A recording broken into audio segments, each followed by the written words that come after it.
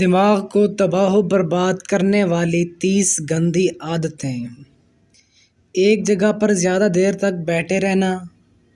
سوتے وقت سر کے نیچے 2 تکیے رکھنا، پاؤں میں جرابیں پہن کر سوئے رہنا،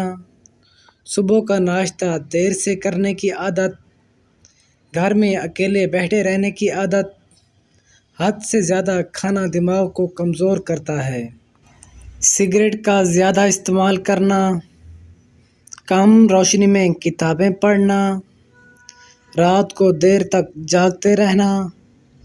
کھاتے وقت ٹی وی دیکھنے کی عادت، کھانا کھانے کے بعد اوپر پانی پینے کی عادت، زیادہ مرچ مسالے والا کھانا، فاسٹ فوڈ کا زیادہ تر استعمال کرنا، زیادہ دیر تک سوچتے رہنا، پسینے کی حالت میں ٹھنڈا پانی پینا، زیادہ دیر تک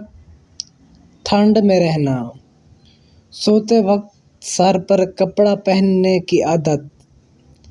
روز پیدل نہ چلنے کی عادت، کمر کو جھکا کر بیٹھے رہنا، دانت ٹھیک سے صاف نہ کرنا،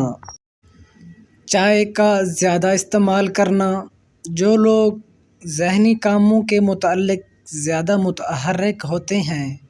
وہ ہر عمر میں ذہنی طور پر تیز بھی رہتے ہیں،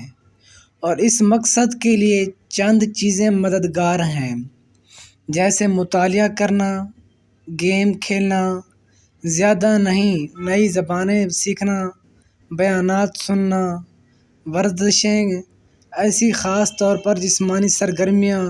جو دل کی دھڑکن کو تیز کریں، جیسے تیز چہل قدمی یا تیراکی کرنا، یہ ذہن کے لیے زیادہ فائدہ مند ہوتی ہے۔